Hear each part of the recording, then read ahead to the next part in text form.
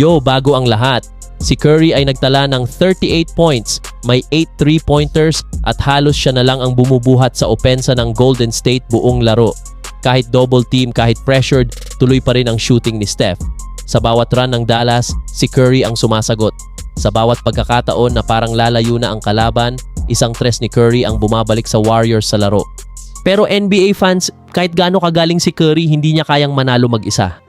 Mas lalong naging mahirap ang laban nang ma-injure si Jonathan Kuminga. Si Kuminga ay may left knee soreness at hindi na nakabalik sa laro. Bago siya lumabas, ramdam ang energy niya, athleticism, depensa at scoring option sana. Ang problema, si Kuminga ang isa sa ilang players na kayang lumikha ng sariling shot bukod kay Curry. Nang mawala siya, lalo pang naging predictable ang opensa ng Warriors. Halos lahat ng bola, kay Curry na lang umiikot. Dagdag pa sa problema ng Golden State, foul trouble ni Draymond Green. Sa kalagitnaan ng fourth quarter, na-foul out si Draymond matapos ang isang flagrant foul. Paglabas niya, kitang-kita agad ang epekto. Humina ang depensa. Nawalan ng leader sa loob. At mas naging madali ang opensa ng Dallas.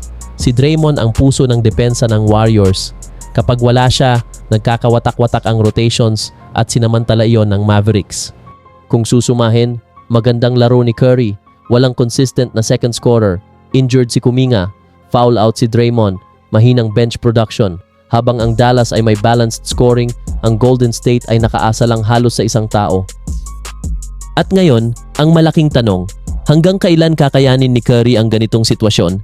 Sa edad niya ngayon, hindi na pwedeng gabi-gabi siyang mag-38 points para lang manatiling competitive.